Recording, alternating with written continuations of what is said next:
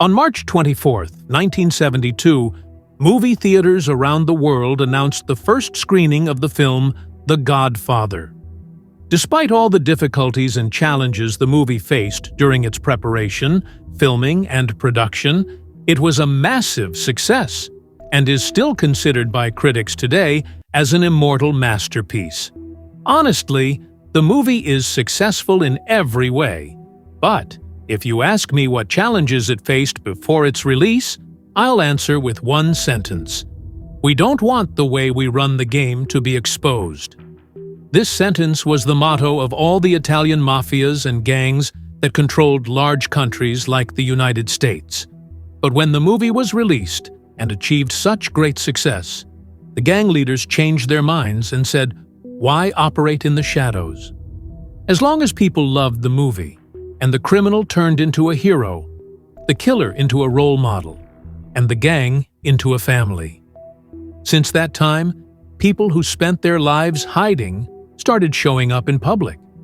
As soon as I mention their names, you'll recognize them. People like Pablo Escobar, Al Capone, and El Chapo, among many others. Fortunately, all their stories have been turned into series and films.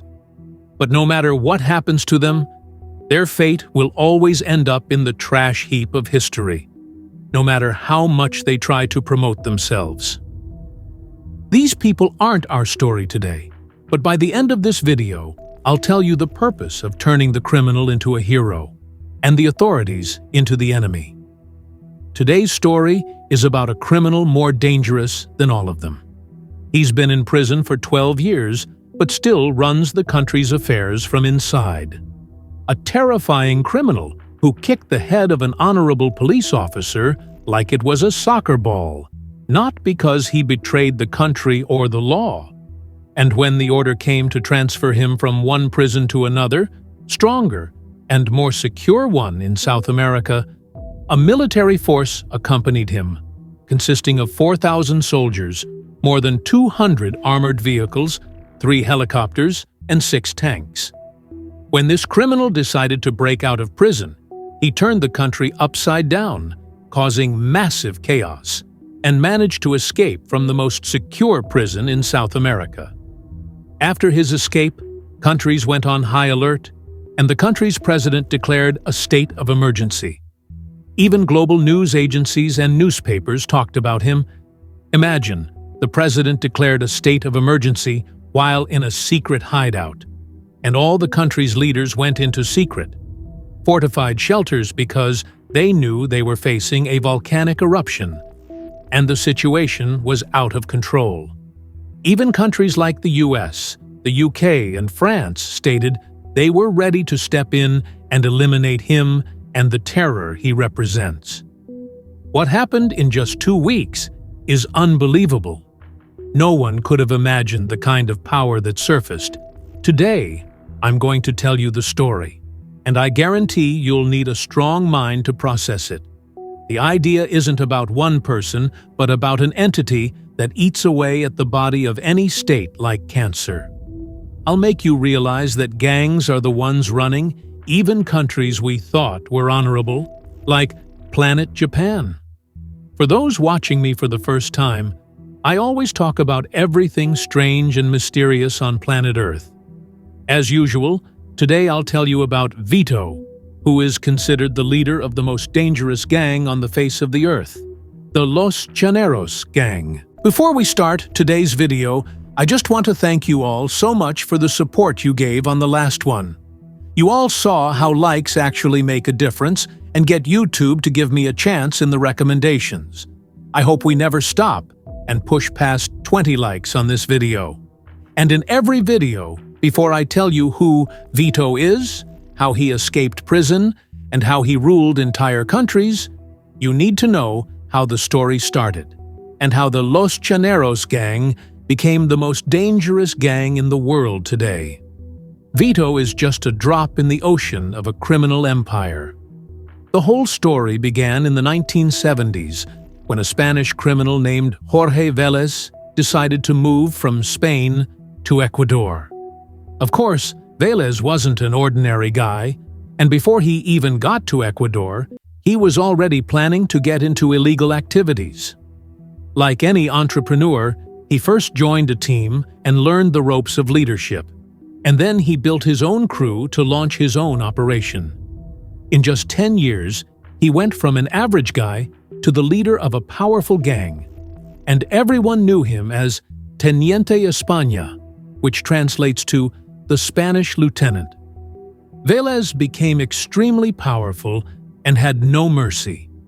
All of his operations were planned with military precision, as if he were leading an army, not just a gang. Naturally, Vélez got into brutal wars with other gangs, like everything you saw in the movie The Godfather.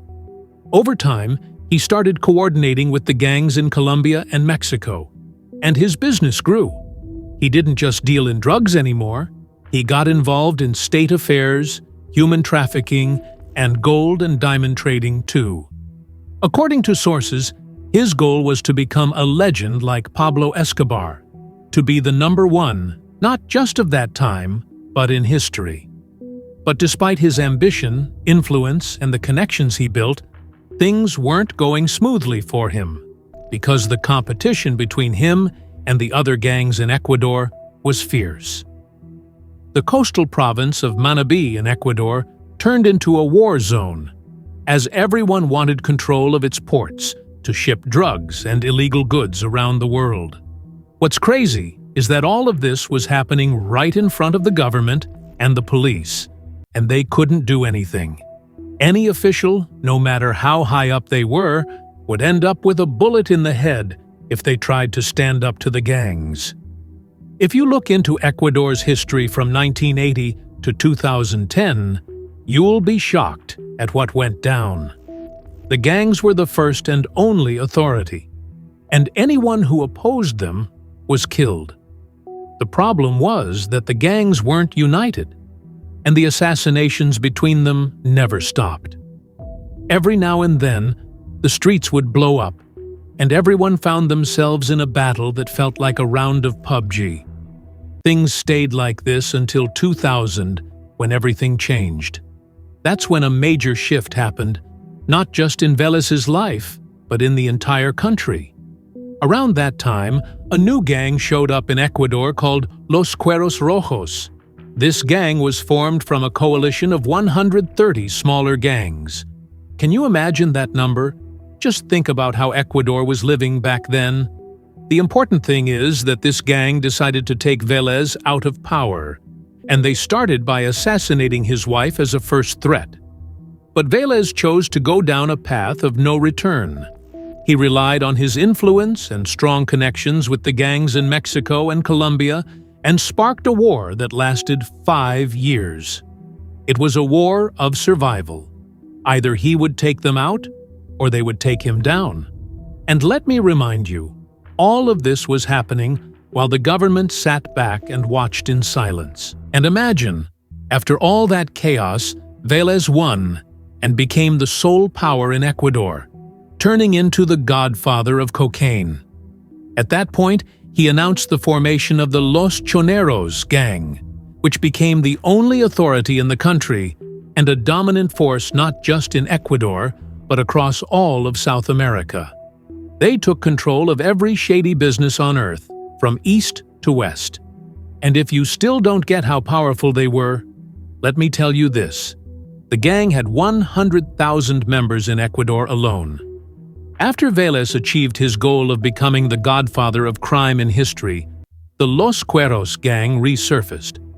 Some sources say there's a country we all know well, made up of 50 states, with its first letter being America. That got involved in this story and gave the gang a fresh boost. But Vélez's joy didn't last long. In 2007, he was cornered at his home and ended his own life before getting captured by the Los Choneros gang. That's when a new figure took over leadership, his assistant and right-hand man. Now, you might think that Vito took over the gang, but hold on a second. There's still a lot more dangerous and important stuff you need to know before we get to Vito. The person who actually took over the gang was a man named Jorge Luis Zambrana.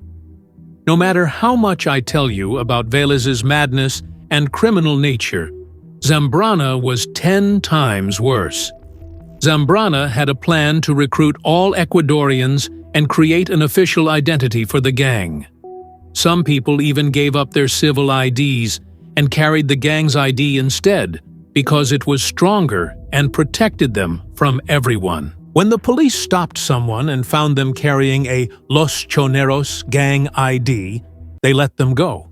It was normal for a squad from the prison to come and tear down the police station over whoever was inside. Things were like playing PUBG, Generals, or Call of Duty, with zero discipline. Zambrana was appointing ministers and backing parliament members, and some sources even say he had direct contact with the president. Imagine the Minister of the Interior issued a warrant for his arrest, so he killed him. The crazy part is that no one felt sorry for the minister because most of the men and women, young and old, were part of the gang. This minister's story went global, and there were calls to form an international military force to intervene in Ecuador and wipe out the gang. But Zambrana's assistant was way smarter and more dangerous than him, and was carefully watching everything that was happening. Everything I've told you so far was simple compared to what I'm about to say. Zambrana was strong and crazy, but he had no brain. That's why there needed to be a smart person to handle things calmly and wisely, without appearing on the radar. That person was, of course, Zambrana's right hand and assistant. Vito, the guy I mentioned at the start of the video. José Adolfo Macias Valencia, known as Vito, was born on December 31, 1979, in Manta, Ecuador, to Ecuadorian parents. Vito was incredibly smart and started his criminal career with theft and smuggling contraband with various gangs. When he met Lieutenant Vélez, Vélez liked him a lot and told him, "You've got a bright future ahead." He and Zambrana were on the same level. Zambrana was the brute force, the sword Vélez used to strike with, while Vito was the mastermind behind everything, even though he was young. To show you how organized they were, when Vélez became the godfather of crime in South America, he ordered that if anything ever happened to him, or if he died, Zambrana would take over because his name was feared in the criminal world.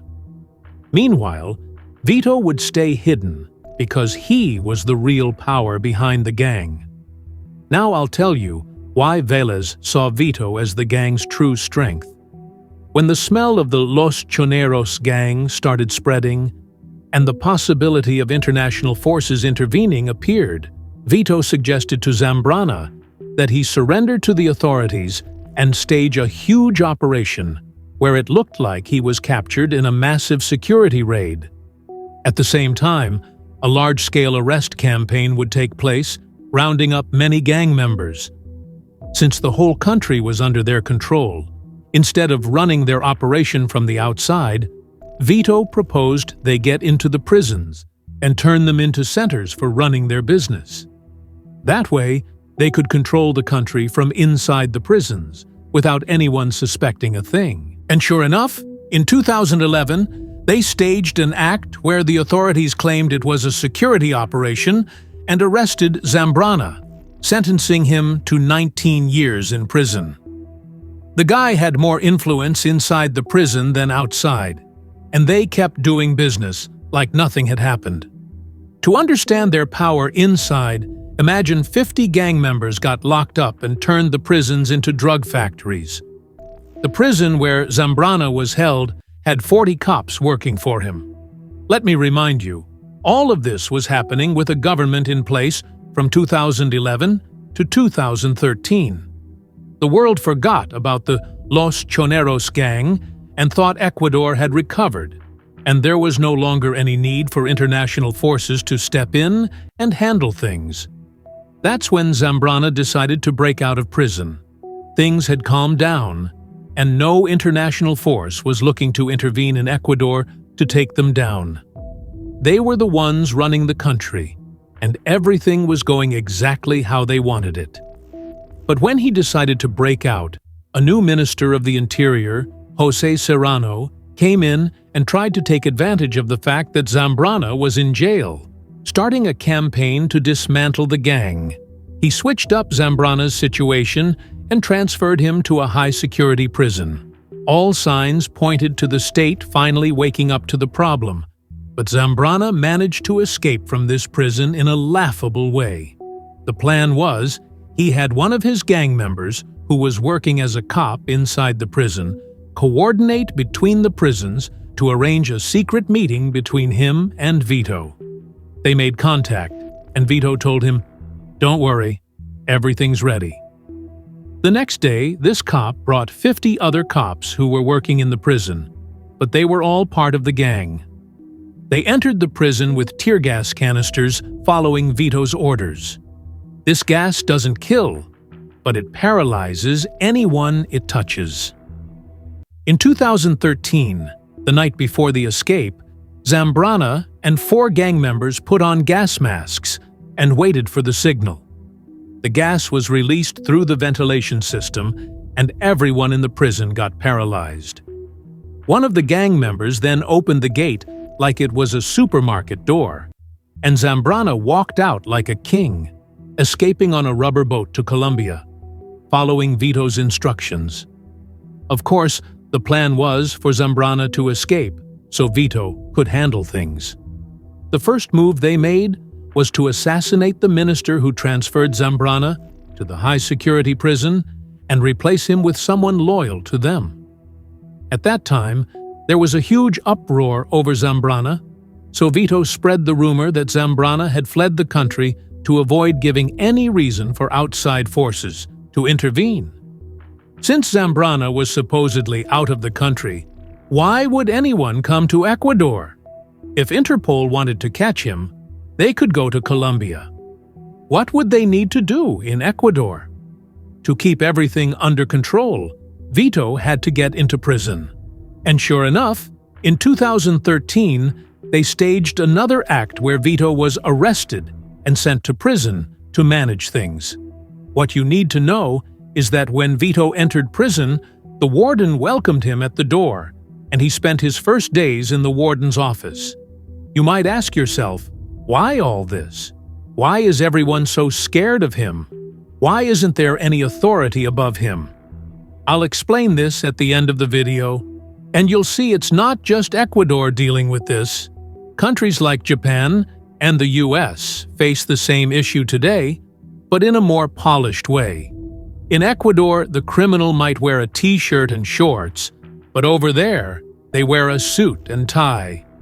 The key point is that in 2013, after Vito entered prison, something unexpected happened, and things flipped.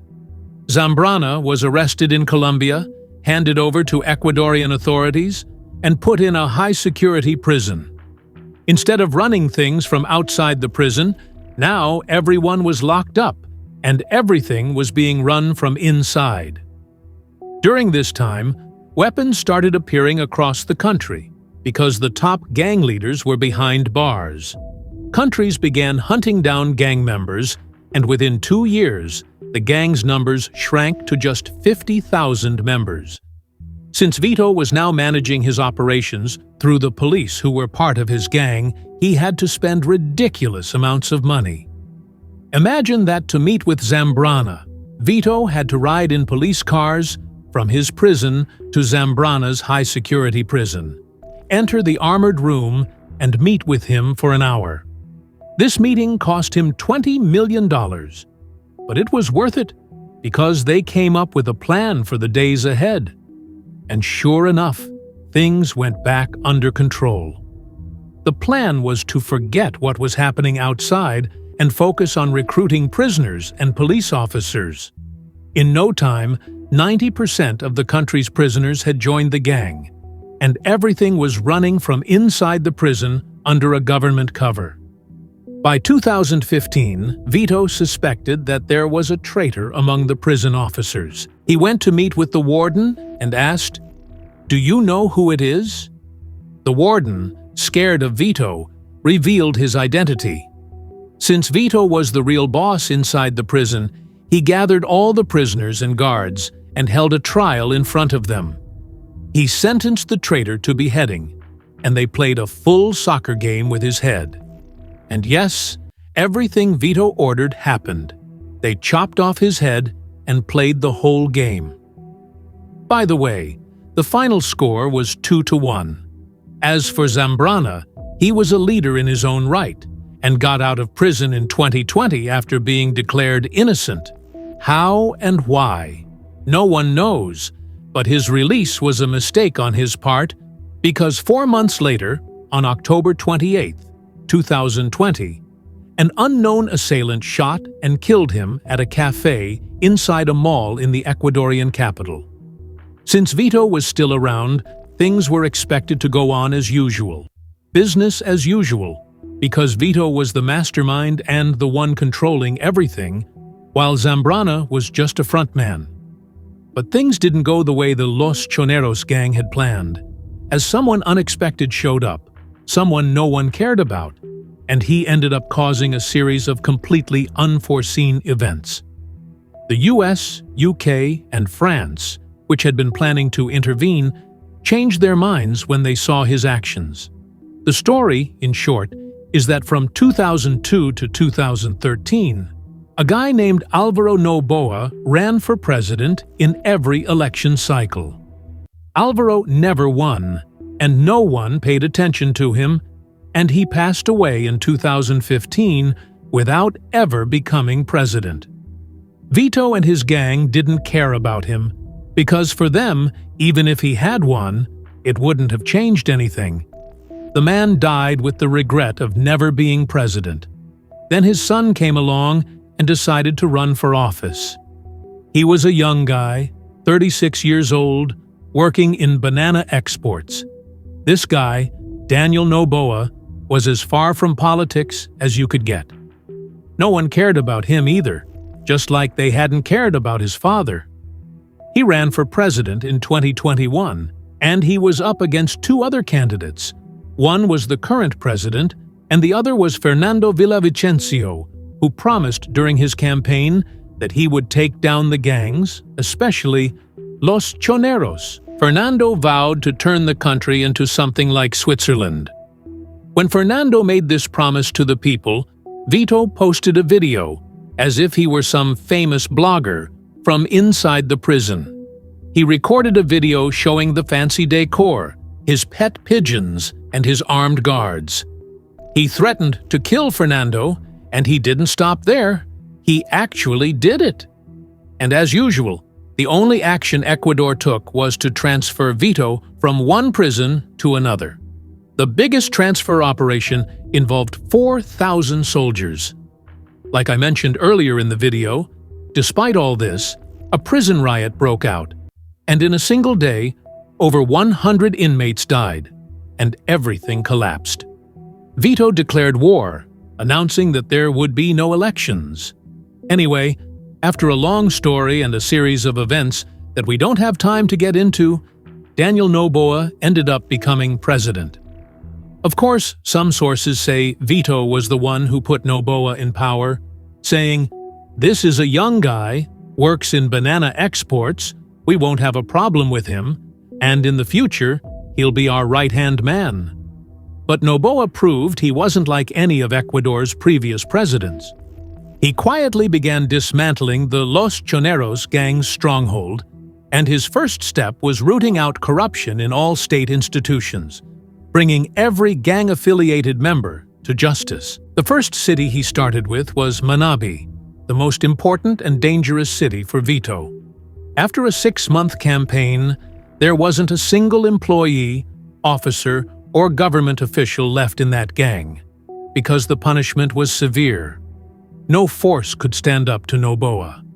Any officer who was exposed was either executed immediately or sentenced to life in prison. In just a few months, Ecuador transformed from a country full of crime and wars into the safest country in South America. What Noboa accomplished in a few months was unheard of, and everyone started seeing Ecuador as a dream come true. Things were going great, and the country was progressing until 2023, just last year. It all started with street vandalism, car bombings in important locations, and protests meant to distract the government. As usual, the Attorney General announced that the state would strike with an iron fist. But just like every time, he was assassinated, and things escalated even further. The security forces started chasing down the gang. Everyone was sure that Vito was still locked up in his armored, solitary prison cell, with no traitors inside, and the country was in the middle of being cleaned up. So it seemed impossible for things to fall apart. But on January 2nd, 2024, Vito escaped from prison in a way that no one has been able to figure out yet. The only clue that exposed some of those involved in his escape was that he had been moved from his cell to another one 4 days before, and after that, no one knows how he got out. Imagine this: when he escaped, he even took the TV from his cell, as a move to show the state just how deep his reach was. After his escape, it was like a real-life PUBG game returned to the streets, with killings happening everywhere. Every faction of the gang released statements that they would take revenge on Noboa. Bombings and crimes beyond belief, to the point where they even started entering prisons and killing the officers inside. The gangs attacked the TV station, taking everyone hostage during live broadcasts, and the scene made it clear the country was done for. At that point, Daniel Noboa declared a 60-day state of emergency and ordered the military to take to the streets. This was the first time in the country's history that something like this happened. All the countries that had previously said they were ready to step in and help Ecuador were left speechless by what had happened. Noboa was incredibly smart, and he played the game in a way no one could have expected. He ordered the military to film everything that happened and to humiliate the gang members. The first move was taking control of the prisons and managing the gang members inside. They locked everything down, and every gang member who was caught was forced to sing the national anthem and chant for the country, like school kids.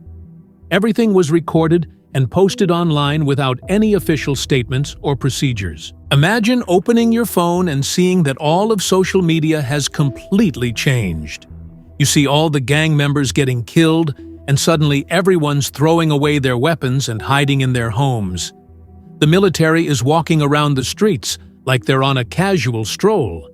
And in just 2 weeks, the whole country is standing on one foot. Out of a gang with 150,000 members worldwide, only 30 of them were left. The 30 who disappeared with Vito. Can you imagine that in just 2 weeks, the gangs were wiped out in one swift move? The scene was unreal, strange even, and rumors started spreading that Noboa had been hiding, along with the state leaders. Noboa was filmed several times walking around the streets with the soldiers. Everyone was blown away by what he did and how he managed to take down an organization that had been around for 50 years. During the operation, a lot of corrupt security officers and government officials were arrested, and the gang's name, once something people were proud to be associated with, turned into a label people wanted to get rid of by any means. Every now and then, a video would pop up showing gang members painting over and scrubbing gang symbols off walls, all while singing the national anthem, with some of them dancing and acting like kids. And the key requirement for all these videos?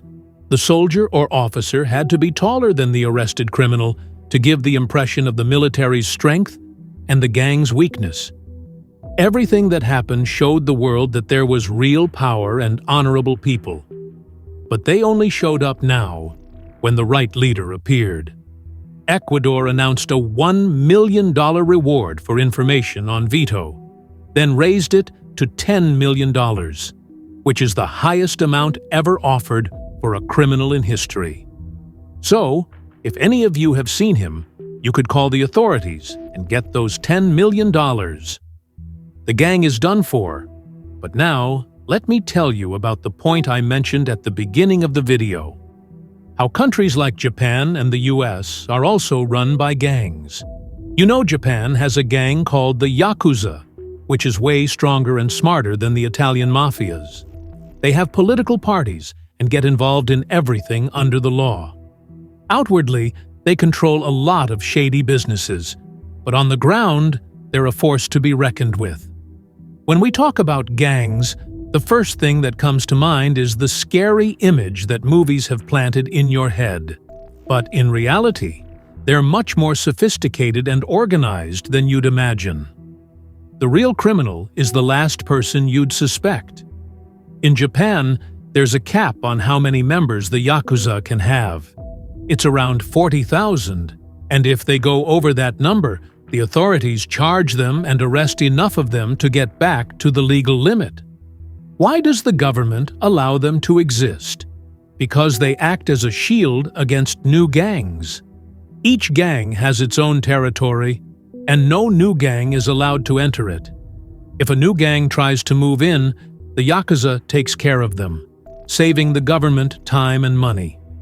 In return, if the government needs anything done under the table, the Yakuza handles it. In the US, things are a bit different. There's a law that allows any group to financially back a candidate or campaign against another. Millions of dollars are spent digging up dirt on a rival candidate to air during the election period, so they lose.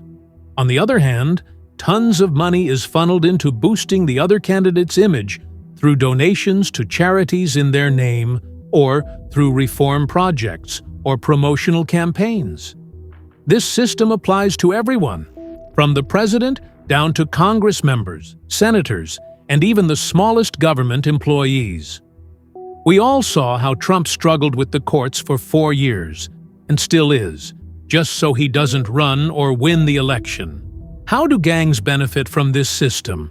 They benefit because there are Jewish groups backing their own candidates, and when situations like what's happening today come up, those candidates block any decision that harms them, like stopping a war. In return, they push through any laws that help them. The US could stay this way until someone like Daniel Noboa comes along.